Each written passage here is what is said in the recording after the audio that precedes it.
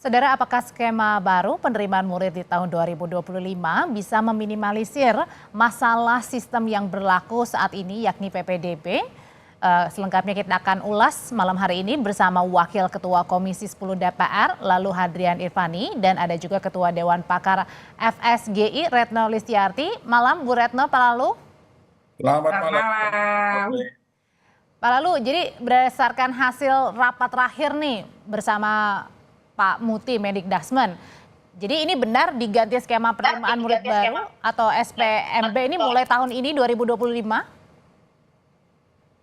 Ya, terima kasih Mbak Audrey. Jadi sebenarnya ini sama aja ya, cuman ganti nama. Kalau kemarin namanya itu kan PPDB. Nah, sekarang berubah menjadi SPMB. Nah, itu jadi kalau kemarin penerimaan peserta didik baru, sekarang berubah menjadi sistem penerimaan murid baru SPMB. Tetapi sekali lagi bahwa ini belum diumumkan resmi oleh pemerintah melalui Mendikdasmen. Informasi terakhir kami dapatkan bahwa keputusan tentang berubah namanya PPDB menjadi SPMB ini akan diumumkan sekembali Pak Presiden Prabowo dari kunjungan ke luar negeri, Mbak Audrey. Berarti artinya kalau cuma mengubah nama tidak menyelesaikan permasalahan yang ada dong pada saat di sistem PPDB, Pak Lalu. Ya tentunya berubah nama, kemudian ada hal-hal yang juga berubah di dalam SPMB itu. Contoh misalnya ketika PPDB kemarin ada 4 jalur penerimaan siswa baru kita. Yang pertama jalur afirmasi, jalur prestasi, jalur mutasi, kemudian jalur zonasi. Nah, di SPMB ini 4 jalur juga, prestasi, kemudian jalur mutasi, jalur afirmasi, dan yang terakhir adalah jalur domisili, Mbak Audrey. Jadi domisili inilah yang mengganti yang namanya jalur zonasi Itu kemarin. bedanya apa Pak Lalu sebelum saya ke Bu Retno nih? Kalau jalur zonasi kemarin, persentase untuk yang diterima itu rata-rata 50% ke atas.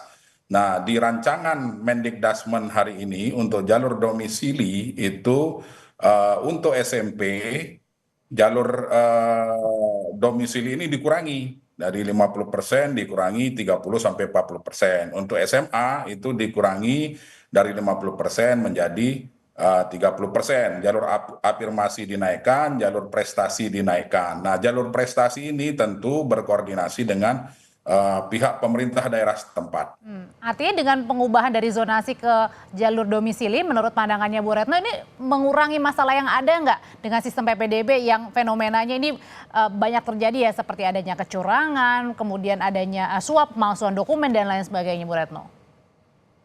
Ya, pertama saya rasa ya tetap aja nggak mengurangi ya. Karena kan sebenarnya problem itu muncul ketika sekolah-sekolah negeri ini terbatas. Jadi kalau kita pakai data, sebenarnya daya tampung sekolah negeri misal untuk SMA itu kan hanya sekitar 38% saja. Berarti memang mau bagaimanapun dikotak-kutik sistemnya, selama jumlah 38% ini saja daya tampungnya, ya akan terus jadi masalah.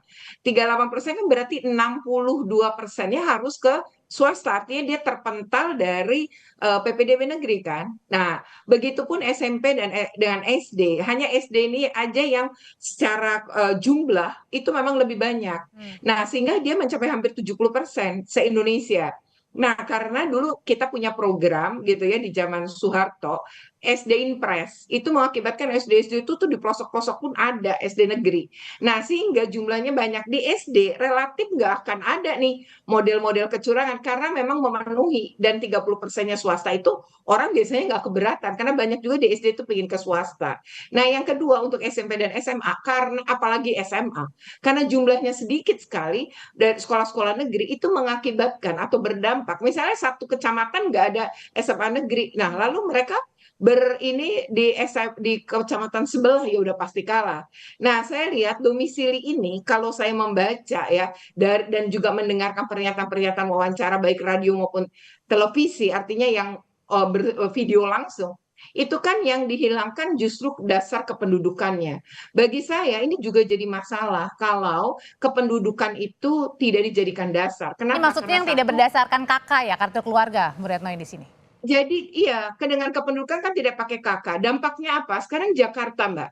Jakarta itu kalau tidak menggunakan kakak juga agak repot karena Jakarta itu kan banyak gedung-gedung atau rumah tinggal tuh kayak rusun, Hmm, apartemen. Kalau dia misalnya pakai sekolah negerinya paling dekat dengan apartemen atau dengan rusun itu berarti udah habis sama anak rusun dan anak oke. apartemen, kan?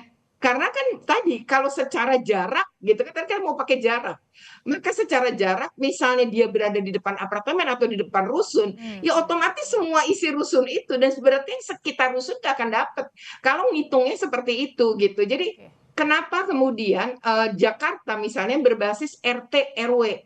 Jadi dia karena tidak mungkin kalau menggunakan jarak.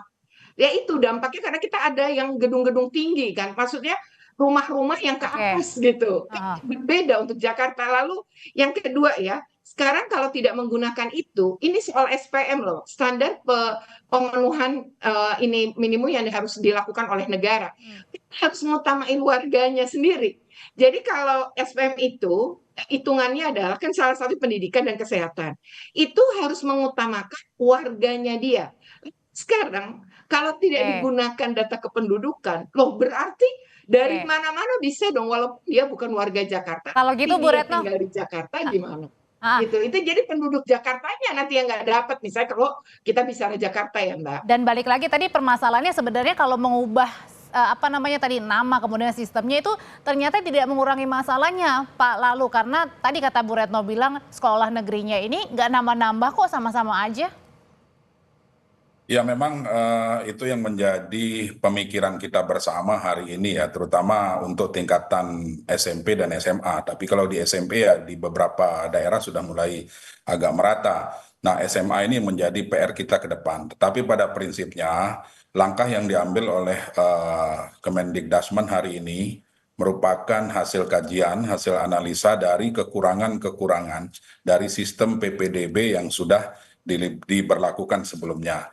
Nah, oleh sebab itu di jalur domisili yang disampaikan tadi itu kami di Komisi 10 DPR RI tetap memberikan garis bawah kepada Mendikbudristek beserta jajaran agar kartu keluarga, kemudian persyaratan administrasi kependudukan lainnya tetap menjadi acuan.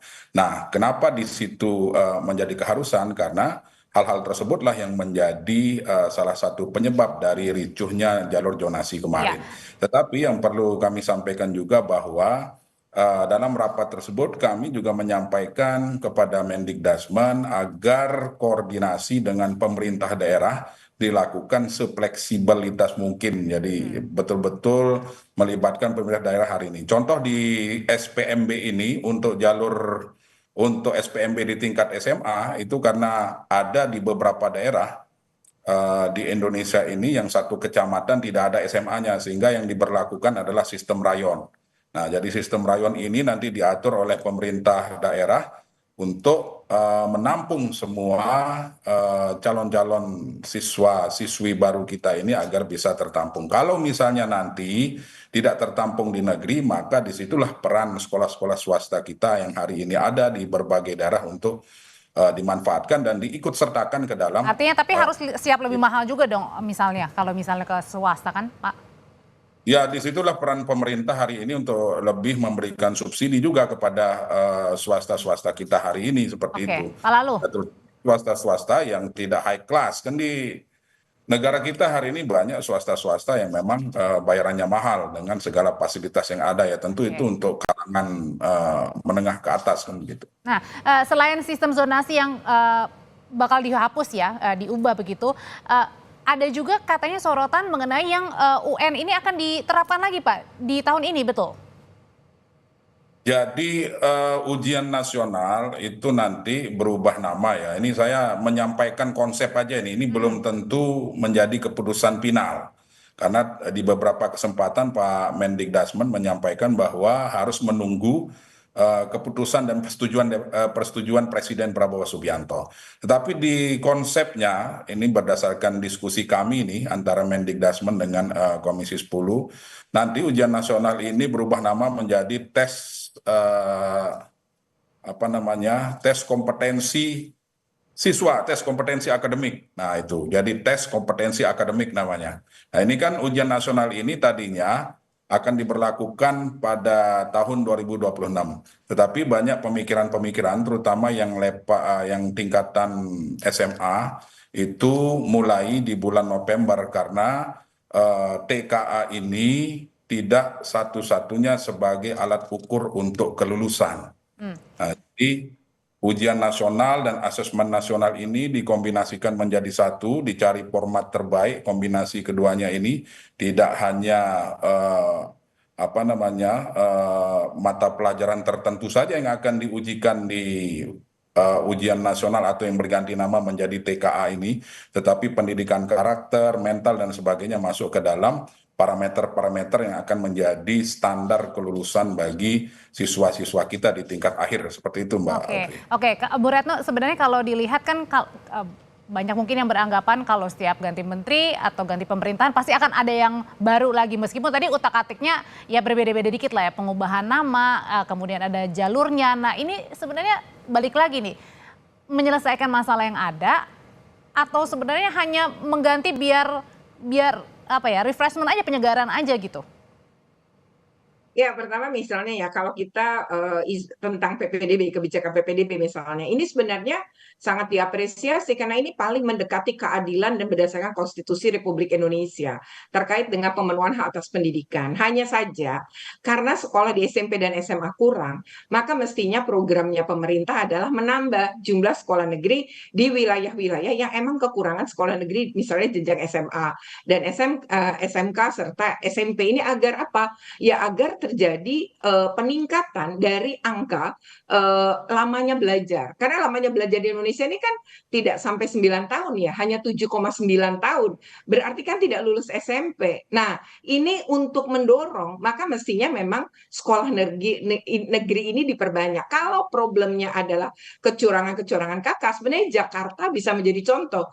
Karena Jakarta itu mereka menggandeng Dukcapilnya. Lalu mereka membuat sistem supaya tidak bisa semua orang kemudian mudah melakukan kecurangan dengan memanipulasi kakak.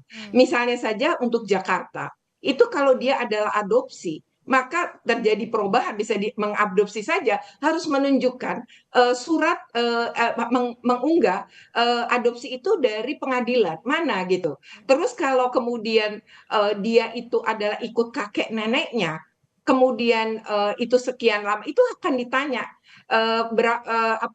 kalau dia ikut tante, kakek, nenek itu akan ditanya kemudian apakah ini misalnya ibunya meninggal sehingga ikut kakek nenek.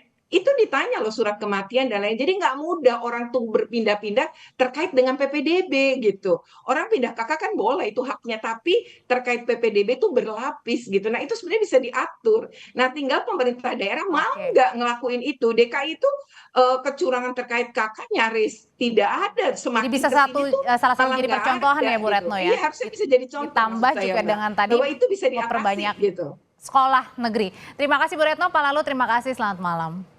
Selamat malam Mbak Audrey, makasih.